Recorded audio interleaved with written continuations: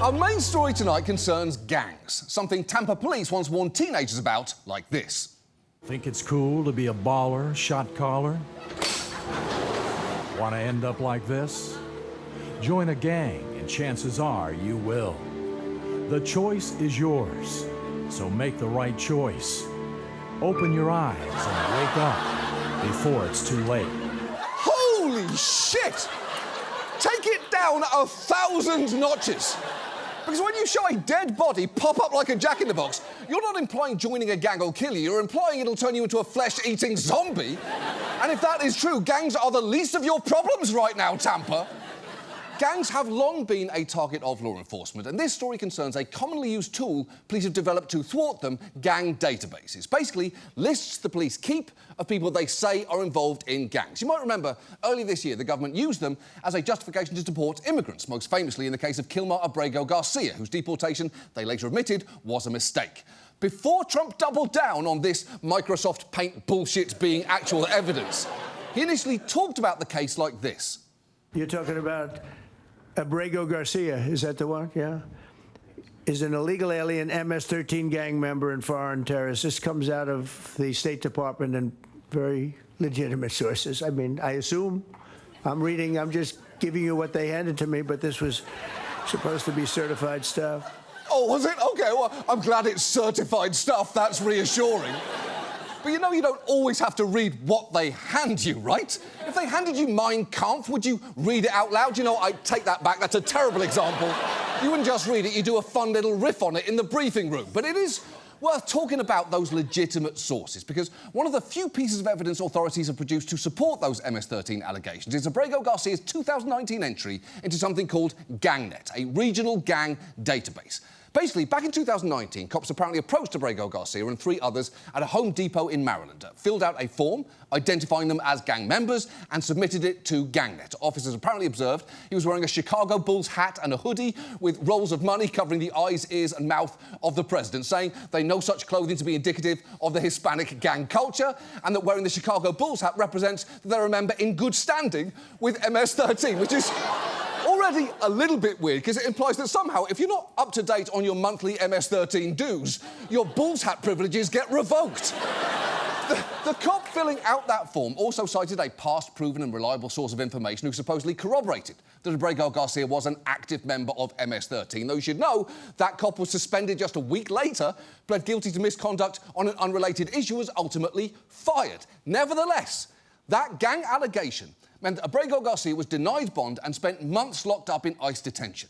In fact, it later emerged that he's the guy in this local news piece from 2020 speaking anonymously about his experience. I spoke with an immigrant who was looking for work outside of this Home Depot in March 2019. He tells me he was falsely labeled as a gang member and was detained for almost 8 months. I don't know why they noticed me. Perhaps because of my Latino race, they labeled me as a gang member, which I have never been, and I have no criminal record in my country or in the United States. Yeah, that is ridiculous. A person's clothing shouldn't be criteria for locking them up for 8 months. As we all know, the worst consequence for fashion choices should be getting roasted by teens on TikTok. Maddie B from Georgia has a right to her opinions, but that doesn't mean that they don't hurt. Hey, Maddie, fuck you.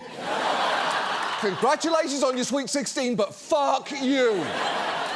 And notably, 2 separate federal judges have looked at the government's evidence and found it unconvincing, with one on Wednesday writing that for the court to find that Abrego is a member of or in affiliation with MS-13 would border on fanciful.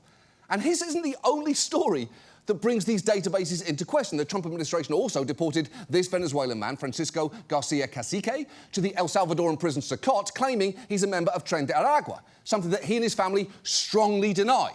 And while the government hasn't supplied any evidence for that claim, reporters discovered a Texas gang database does list him as a member of that gang, but that listing has some pretty big red flags on it, including that photo is of someone else entirely.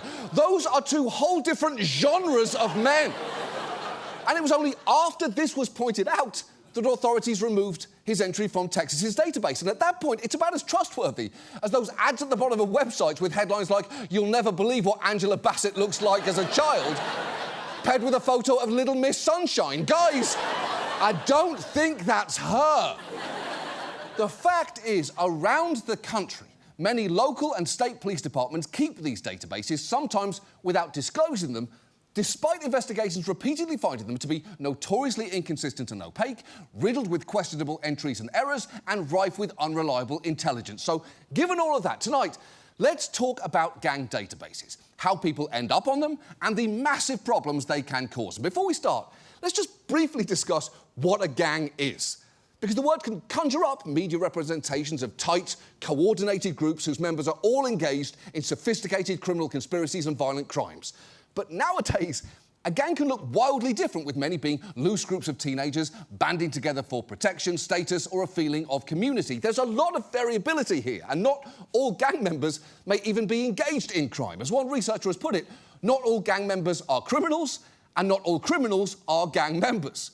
Unfortunately, none of that nuance is on display in these databases. And depending where you live, the reasons to be added to one can be worryingly broad, as this defense attorney explains. It is a database entirely maintained by law enforcement that has no scrutiny from any other branch of government or from any citizen organization or from anybody whatsoever. They control this database completely. And if they want you in this database, they can put you in this database. So we don't know what they're doing or how they're doing it? Nope. As far as you know, you could be in that database, I could be in that database. Well, that is not ideal. Because in terms of lists you don't want to find your name on, a police gang database seems like one of the worst, right above the Epstein client list, which, luckily remember, doesn't exist, and I can't believe anyone's still talking about it. The criteria to be added to a gang database are typically unrelated to criminal conduct and more focused on how a person looks, acts, and whom they associate with. Some places even have a point system where certain actions or identifiers get added up to qualify you for inclusion. The Boston Police Department uses a point system for identifying gang members and associates. For example, if you're in a group photo or have contact with a gang member, that's 2 points. If you use gang paraphernalia or other identifiers, that'll earn you 4 points. 6 points and you're considered a gang associate. 10 points and you are a verified gang member. Yeah, but that evidence seems pretty weak. Just being in one group photo with someone doesn't automatically mean you're meaningfully linked. There is a reason that we don't call the people in this photo the Kevin Spacey gang. But it's not just photos and paraphernalia. Being in a known gang location or wearing gang colours can also land you in a database, but that can get very subjective. As at one point, the colours the NYPD considered to be associated with various gangs were black, gold, yellow, red, purple, green, blue, white, brown, khaki, grey, orange, and lime green. That sounds less like a thoroughly vetted list of gang signifiers and more like someone naming what colours the Gap factory Forever Soft Shrunken crew neck t-shirt comes in. Also, for the record, lime green is just a terrible gang colour. Nobody looks good in lime green except maybe Jessica Chastain once. Now, as for associating with known gang members, that can mean merely talking to an alleged member, being seen walking next to them, or simply having the status of friends on a social media platform. In some places, even being the victim of alleged gang violence counts towards getting someone on the database. In Boston, that can earn you 8 of the 10 points required. And the thing is, the evidence can get even thinner, as in many places, the sole criteria can be self-admission. And just watch as the NYPD's then Chief of Detectives gets asked a fairly obvious follow-up about that. People self-admit to us every day in New York City. So self-admission will get you in the criminal group database. So does the police officer, patrol officer perhaps ask, are you in a gang? And people just willingly answer that question? Yeah, I would, that is not generally what happens. Right. Of course it isn't. No one's going to voluntarily tell a cop that they're in a gang unless they just got kicked in the head by a police horse. What self-admission can actually mean is we found something on your social media that we've decided constitutes you admitting to being in a gang. But that can include things like online posts simply using the word gang. In one instance, a teenager who posted a picture with a friend with the caption, "Happy birthday gang," was added to a database with self-admission listed as one of the reasons. And if the bar is that low, anything is basically a confession. A pic of you holding a diploma with the caption, "Killed it, congratulations grad, but guess what? Now you're wanted for murder."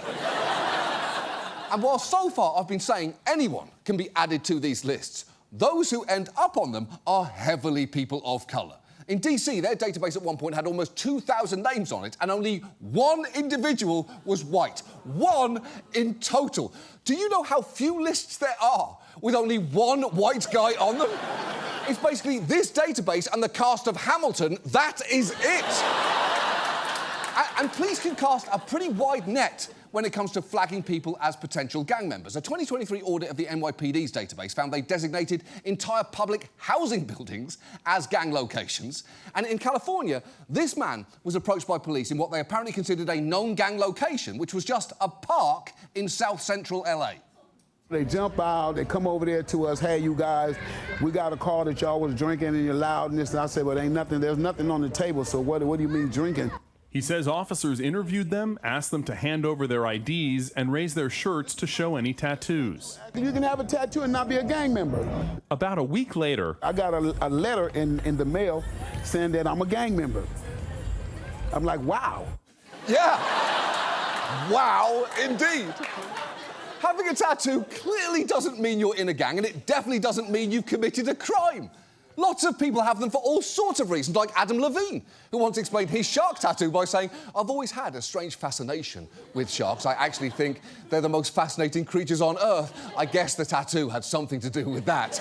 And who here can disagree? Adam Levine, treating his body like a 10-year-old sticker book, doesn't mean he's guilty of a crime. Now, DMing an Instagram model, I may need to see the booty, feels pretty close to one, but that is different, isn't it? And it turns out that man is not only not a gang member, he literally worked in gang intervention, trying to prevent kids from joining them and make communities safer. And he is well aware of the irony of all this.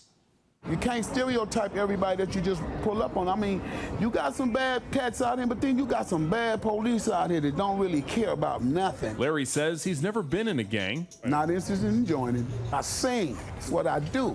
And he's pretty good at it. His rap name is LV, short for Large Variety, and his big claim to fame? Singing the vocals for Coolio's Grammy-winning song Gangsta's Paradise in 1995. It's true. He's basically music royalty. And for anyone who doesn't know, Gangsta's Paradise was a hit song from the well-meaning white teacher movie Dangerous Minds. And it's one of the rare rap songs without any cursing in it because it samples a Stevie Wonder song, and he apparently didn't want to clear the sample until Coolio offered to take out all the swears, and then he agreed. So to recap here, the police put the gang interventionist from the clean rap song about the cyclical nature of gang violence on California's gang database. And a pretty good sign these databases have too many names in them is just how quickly they get smaller as soon as people start asking questions.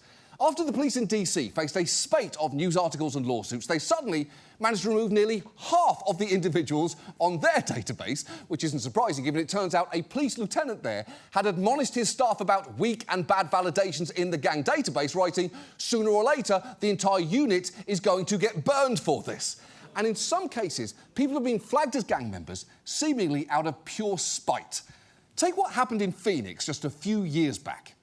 Inside the state's gang member database, you'll find the names of 17 of these umbrella-carrying protesters. In October 2020, they marched in the middle of downtown Phoenix streets, followed by many more Phoenix officers. Then, they huddled on a street corner where they got arrested and eventually charged as a criminal street gang. To charge as a street gang in Arizona, the law is broad. You need just 2 of the following criteria. And here are the ones that officials claimed for the protesters. They carried umbrellas, they wore mostly black, and they chanted, all cops are bastards. For those reasons, officials labeled them members of ACAB, a gang of extremists. Yeah, that happened. The cops rounded up 17 people at a Black Lives Matter protest and branded them all as a gang, with one police sergeant even telling a grand jury that they were more dangerous than the Crips, the Bloods, and the Hells Angels. Which is a pretty major exaggeration, given their energy doesn't scream violent gang so much as goth singing in the rain. As for the wearing all black, that is not suspicious, that's called taste. And that's not me talking, that's Coco Chanel, honey. If you have a problem with that, tell it to her grave in Switzerland, where all true fashionistas get buried. Now, In that case, the State Department of Public Safety declined to add those people to the database, and for good reason, especially given some had never even met before that night, and one was this guy who just saw them walk by and started taking photos.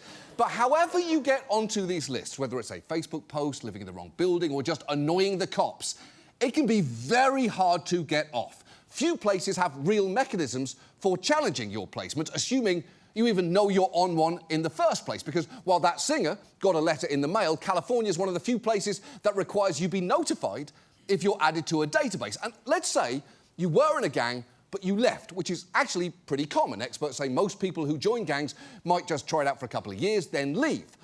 The problem is, while departments are supposed to reevaluate gang database entries at least every 5 years and purge those that officers can't reconfirm, that doesn't always happen. One of the first in-depth looks at California's database found it was rife with names that should have been purged long ago. And if your name is in a database, it can open you up to even more interaction with police, as you're more likely to get stopped and searched or arrested for a minor infraction, which is obviously dangerous, especially for people of colour, who, remember, are the vast majority of those on these databases. Just listen to this man in New York explaining how an outdated gang label came back to haunt him. 32-year-old Victor Dempsey, a former gang member who served prison time at 17 years old for attempted robbery, says he left his gang life behind more than a decade ago. But he claims the NYPD's gang database still has him listed as a known member, which he realized during a recent routine traffic stop. The fact that they decided to detain me in their squad car because I'm labeled a gang member is outrageous to me, and I did not know until that day. I happened to see the monitor, and there was a mugshot of me that said security risk.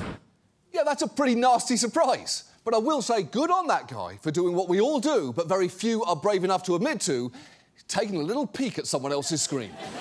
If your screen is out in public, I'm a peeking. A four-paragraph friend breakup on the subway? Don't mind if I fucking do.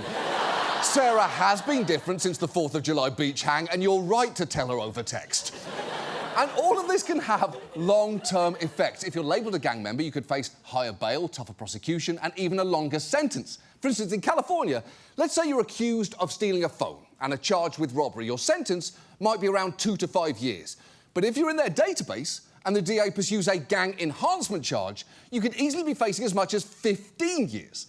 And that, crucially, can push people to feel like they have to take plea deals. And when it comes to immigrants, the designation of gang member can be truly life-altering. It can be the reason that someone's denied various pathways to remain in the US, and it can make someone a higher priority for deportation and the target of a raid. Take what happened during Trump's first term. Back then, there was a real presence of MS-13 in Long Island with significant associated violence, but that fed into a paranoia that got wildly out of hand because schools there were told to be on the lookout for gang activity with some maddeningly imprecise guidance, as both a school administrator and a community activist there pointed out. You really don't see this guy anymore.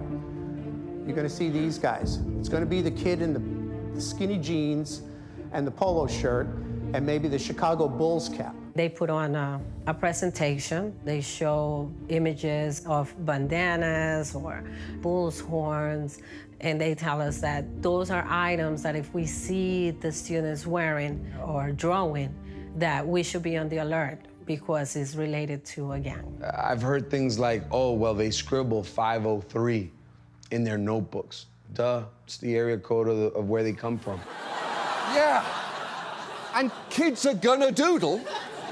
And 503 is honestly preferable to what most students are drawing, dicks, just loads and loads of dicks. Octopus with dick tentacles, the Easter Bunny with dick ears, the school's principal with dicks for arms, legs, and even hair. They are lucky their students were doing area codes instead. And the thing about telling teachers and school police, look out for a bunch of kids all wearing the same thing, is that wearing the same thing is literally what kids do. One teacher there later told the story of how she was working lunch duty when a school security guard told her he thought it was suspicious that a lot of the students were wearing the Salvadoran flag. As she put it, thank God I was there because I told him today is their Independence Day. He had no clue. And just imagine being labelled a gang member because a school security guard didn't have international holidays turned on his Google calendar. But unfortunately, not all kids were as lucky as those in that particular lunchroom, because at another high school in that area, a teenager called Alex got added to a gang database by a school resource officer after he was seen, among other things, wearing blue sneakers, which school security guards told him were the colour of MS-13. They also cited the fact that he'd written the numbers 504 on his backpack and a devil with horns. But you should know, Alex was a Honduran immigrant, and 504 was the Honduras country code. As for the devil, that was literally that school's mascot. This is what it looked like, also blue, by the way, the colour of MS-13. Nevertheless, Alex got labelled an MS-13 member, and a few months later, ICE agents came to his house, arrested him, telling him they'd heard he was a gang member, and he was eventually deported. And he wasn't the only one scooped up. And when a police commissioner there was asked why he thought collaborating with ICE was a good idea, he had a pretty chilling answer. Why do you need to even bring in ICE? Because the evidence isn't strong enough? For example, if we have intelligence that they are a gang member, that's not necessarily a crime, right? Certainly being a gang member is not a crime, and the intel that we may have may not indicate a significant state crime. We may have something small in them, but nothing that's going to keep them in jail. So if we perceive someone as a public safety threat, we utilize all of our tools, which include immigration tools. So we'll partner with the Department of Homeland Security to target them for detention and removal. OK, so there is a lot there. First, thank you for finally answering the question, what would American Dad look like in real life? But second, if someone's on your list of big bad criminals and you can't find any big bad crime to arrest them for, that suggests the problem might be your fucking list. So it is pretty clear gang databases are way too easy to get on, way too hard to get off, and can turn people's lives upside down. So what do? Well, I'd argue we get rid of them. And if you think, well, hold on, how will police then stop gang violence? I'd say with police work. They could and should do actual police work focusing on where violence is concentrated instead of fixating on labels. As one expert who studied gangs has said, dangerous groups and dangerous offenders can be tracked perfectly well by ordinary law enforcement intelligence methods and systems. They don't need these databases to do that. And for what it's worth, Chicago and Portland, following criticism, actually scrapped their databases in recent years, and one analysis found it has not resulted in an increase in reported crime. Meanwhile, departments in other cities, including some I've mentioned, like Phoenix and New York, told us they've learned from the past and tightened up how people are added to their databases, but that is very hard to verify given how opaque all of this is. And I'm not saying violence associated with gangs isn't real or isn't a problem. I'm just saying the answer needs to go beyond policing and way beyond these databases. One expert we spoke with emphasised the need to keep putting resources toward community violence intervention workers who can access spaces and networks that police can't and perhaps shouldn't enter, like family cookouts and peace talks between warring street crews, as those individuals have the credibility to mediate disputes, mentor young people at risk and guide them toward potentially life-saving opportunities. But until we make that paradigm shift, we may need to fundamentally change our understanding of what being on one of these databases means. Because when you hear known gang member or that something was gang involved on the news, it sounds like evidence. But as you've seen tonight, far too often the label's sloppily applied with flimsy criteria and very little regard for what the consequences could be. Keeping these databases as they are isn't just short-sighted. It is actively harmful to the communities they're supposed to be helping. If only there were a more elegant way to sum all that up in just a sentence delivered by someone with first-hand experience of this problem. Luckily, I think I may know just the person to speak to that point.